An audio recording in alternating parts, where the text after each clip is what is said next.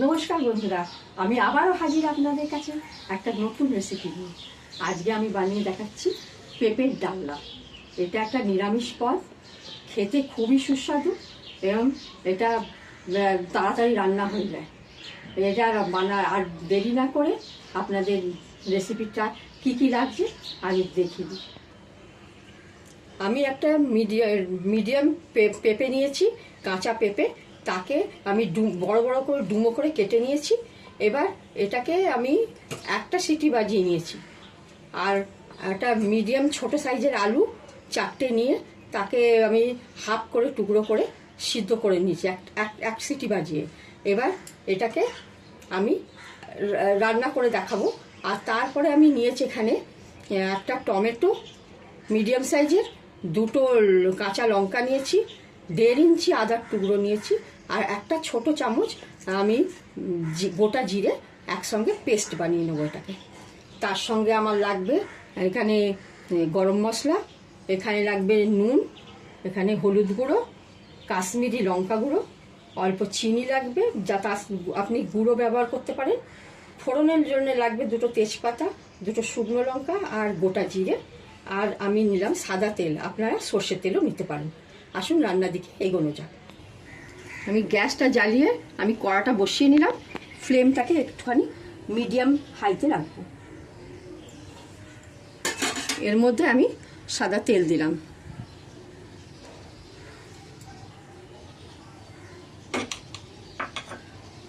তেলটা গরম হোক।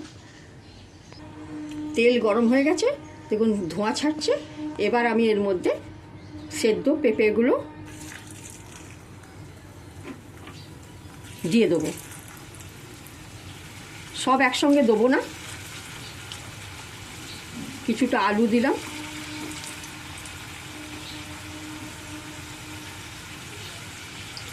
যেহেতু সেদ্ধ করবার সময় আমি কোনো নুন হলুদ কিছু দিইনি, অল্প করে নুন আর অল্প হলুদ গুঁড়ো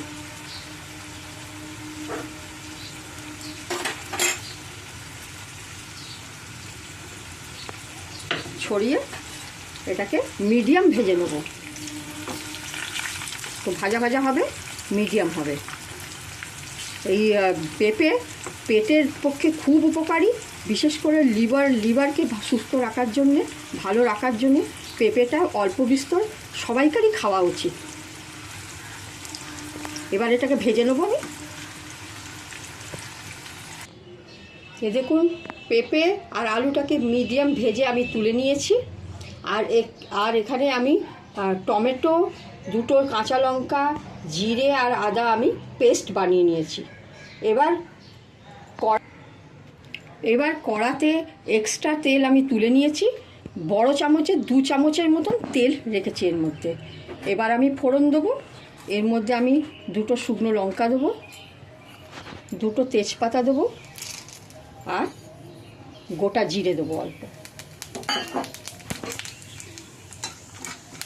একটু গন্ধ ছাড়লে, রং হয়ে এলে, দেখুন রং হয়ে এসছে। এবার এর মধ্যে আমি পেস্টটা দিয়ে দেবো। আঁচটাকে আমি মিডিয়ামেই রেখেছি, যাতে ফোড়ন পুড়ে না যায়। এবার অল্প নাড়াচাড়া করব।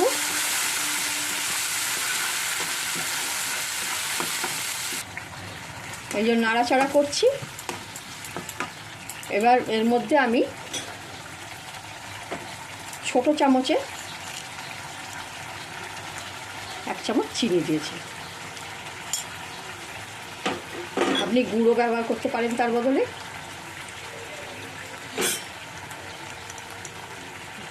ওয়ান 4 চামচ হলুদ দেবো, যেহেতু আমি ওর মধ্যে আলুতে আর পেঁপেতে আমি হলুদ দিয়েছি, কম দিলাম।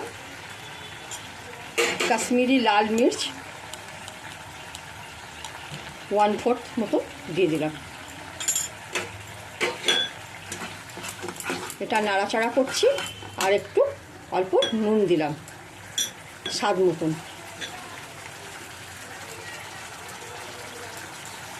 এটা কষবে, তেল ছাড়বে, ততক্ষণ আমি নাড়তে থাকবো। দেখুন মশলা কষানো হয়ে গেছে, তেল ছেড়ে দিয়েছে মশলা থেকে। এবার এই যে আগে থেকে যেটা আলু আর পেঁপে সেদ্ধ করেছিলাম সেই জলটা একটুখানি দেবো এর মধ্যে,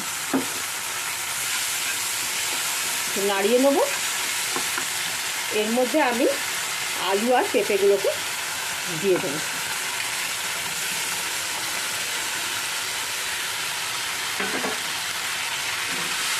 নাড়াচাড়া করবো। মশলাটা তার পুরো গায়ে বেঁচে যাবে।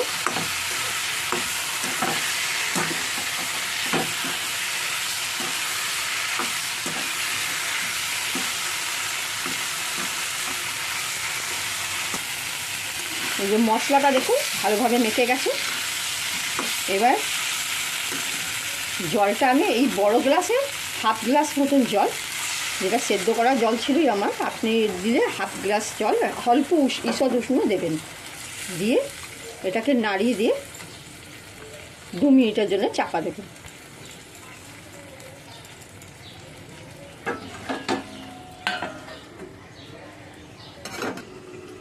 দু মিনিট হয়ে গেছে, ঢাকনাটা খুলব। দেখুন তরকারিটা ফুটে উঠেছে ভালো, আর মাখো মাখো ভাব এসে গেছে, একটা গ্রেভি গ্রেভি ভাব আসবে। এবার রান্নাটা হয়ে গেছে। এর মধ্যে 1/4 গরম মশলা ছড়াবো, আর ভালো ঘি, গাওয়া ঘি এর মধ্যে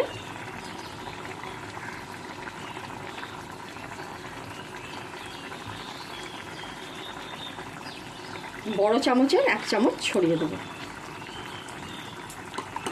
দিয়ে গ্যাসটা বন্ধ করব।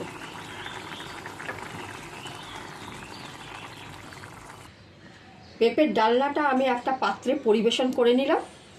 এটা আপনি একদম নিরামিষ রান্না, যে কোনো উপোসের দিনে আপনি এটা খেতে পারবেন। এই রেসিপিটা আপনারা বাড়িতে বানিয়ে ফেলুন, আর কেমন লাগলো কমেন্টসে এটা জানান। আর রেসিপিটা ভালো লাগলে লাইক, শেয়ার, সাবস্ক্রাইব করতে ভুলবেন না। নমস্কার।